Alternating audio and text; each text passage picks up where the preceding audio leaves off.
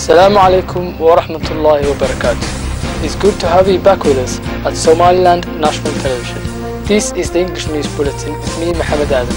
Let's take a look at the main stories making headlines. Vice President of Somaliland receives UAE delegation of business people.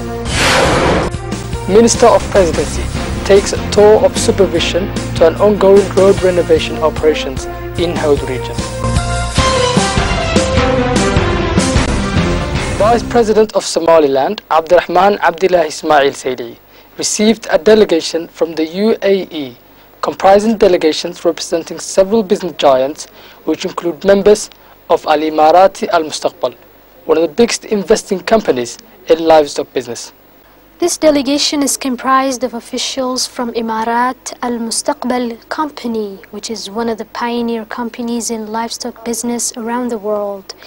Imarat Al Mustaqbal is willing to invest in Somaliland's livestock sector, as well as water and other crucial sectors.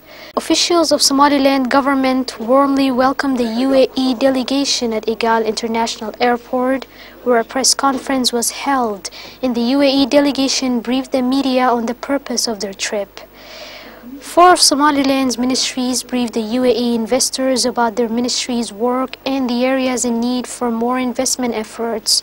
Director Generals of the Ministries of Water Resources, Livestock, Fisheries and Agriculture provided the investors with a full report on the resources available in Somaliland, the hidden resources in addition to the ones extracted by foreign companies. The Vice President, accompanied by cabinet ministers including Ministers of Water Resources, Livestock and Fisheries, welcomed the UAE delegation in Somaliland and welcomed their investment in Somaliland's private and public sectors. Officials of Imarat Al Mustaqbal told the media that they appreciate the warm welcome they received by the people of Somaliland and expressed their gratitude to the peace and stability in Somaliland, reassuring that stability is what encouraged them to come and invest in Somaliland. Minister of Presidency Hirsi Ali Haji Hassan, accompanied by the Minister of Justice Hussein Ahmed Aidid, the Vice Minister of Labour and Social Affairs Shukri Harir Ismail, as well as a number of other notable figures, took a supervision tour to the road linking Hargeisa and Howd regions. The minister was accompanied to his tour by several governmental and non-governmental figures, which included the Minister of Justice, the Vice Minister of Labour and Social Affairs, Manager of Roads Development Agency, and several high-ranking officials. The visit of the minister was aimed to assess the ongoing efforts toward bridging the road linking Morodijeh and Howd regions. The initial phases of the road bridging are according to plan.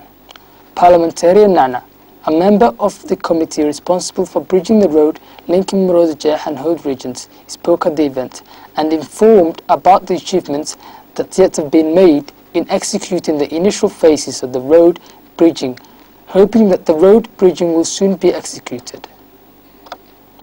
Other esteemed figures at the event included the Governor of Howd region, cultural leaders and members of the committee in charge of road renovation, highlighted the ongoing cooperation between the residents and the government in bridging the road, which is expected to link Morodijeh and Howd regions. They also expressed hope that the road will alleviate obstacles that residents would face to transport and transactions with other regions of Somaliland. Minister of Justice Hussein Ahmed Aidid, speaking at the event, commended the remarkable role that the Ministry of Presidency and the Roads Development Agency played in renovating the road linking Morodijeh and Howd regions, and underscored the need of transport for the progress of citizens' lives and communication with other regions of Somaliland. Minister of Presidency Hirsi Ali Haji Hassan briefed the ongoing renovation efforts and reaffirmed the government's commitment to executing the road bridging efforts for Howd region and other regions as well. The minister, speaking on the role that the road is sought to play in easing transport for the residents in the region, stated that the President of Somaliland, Ahmed Silanyo, laid the foundation stone for the road bridging to provide the residents with access to smooth transport and help them in increasing commercial transactions with other regions of Somaliland.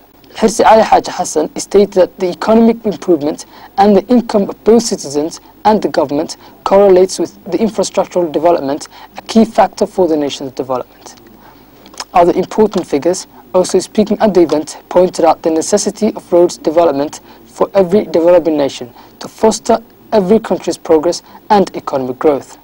Miami College, located in the capital city of Somaliland, Hargeisa, held an event whereby students exhibited the level of their knowledge and conveyed experiences one another on avoiding engagement in illegal migration.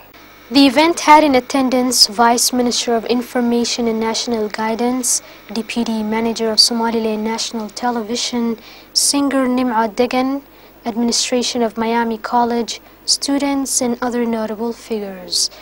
Officials of Miami College spoke to the attendees about the start of Miami College and elaborated on obstacles faced and achievements made to witness the progress the college reached today. Vice Minister of Information and National Guidance expressed his admiration to this event and the different topics discussed in this exhibition, including the illegal immigration, which is widely spread in Somaliland and especially among young people seeking life opportunities. He continued to urge the attendees to raise awareness on the issues of illegal immigration and to urge them to take their role in the developmental process in Somaliland and thus seek job opportunities inside the country.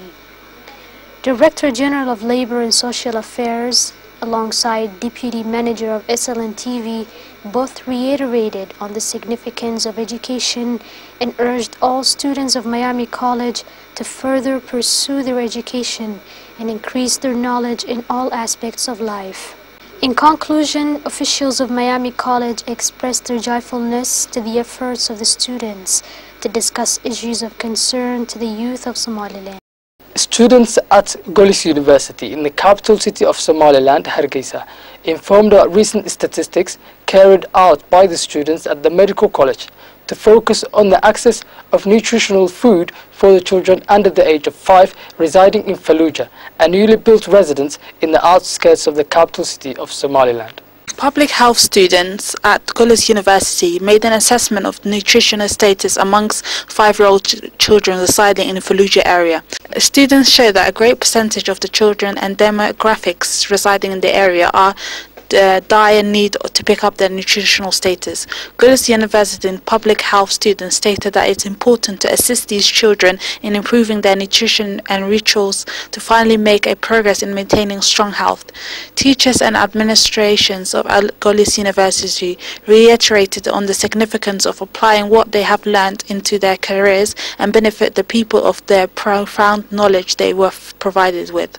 Officials of Golis University pledged to show commitment to provide the student of public health with more assignments and further educational systems that will help improve their knowledge on nutrition for children in Somaliland.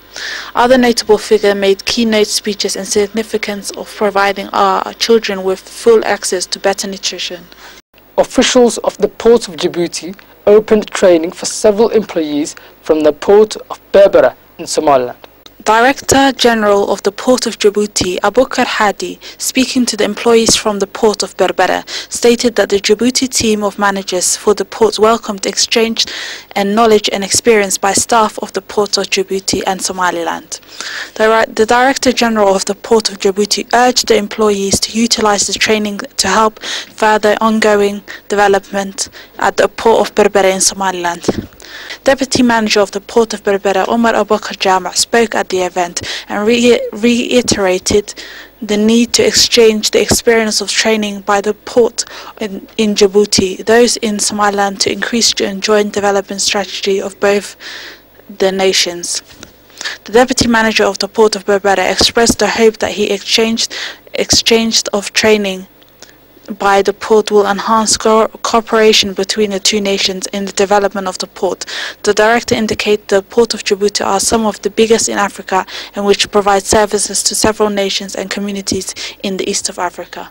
Minister of Religious Affairs Sheikh Khalil Abdullahi Ahmed opened a 2-day training workshop focusing on the cooperation between the Ministry of Religious Affairs and the religious scholars in Togdheer region of Somaliland. This conference is designed for imams and religious scholars of Togdheer region and was organized by the Ministry of Religious Affairs. Minister of Religious Affairs Sheikh Khalil Ahmed stated that it's the first time the ministry holds such conferences in Bur'os city, and said that this ministry pledges to amplify efforts on raising the nation's awareness on such issues of concern in terms of religion. Sheikh Khalil Ahmed spoke to the attendees about the importance of being an imam for the nation, reassuring that it's the imam's duty to raise the nation's awareness on following the right path in Islam, mentioning that it's a huge responsibility. One of Togdheer's prominent religious scholars spoke about the significance of such meetings to the religious leaders in Somaliland. Afterwards, he expressed his gratefulness to the conference and urged all to take advantage of the knowledge they gained during these 2 days. Chairman of the Quran Department of Radio Hargeisa conclusively expressed his joyfulness of such conference and elaborated on the significance of raising the people's awareness on religious issues and urging the people to follow the footsteps of our Prophet Muhammad, peace be upon him. That's it for this edition of the English News. Thanks very much for joining us. Join us at the same time tomorrow.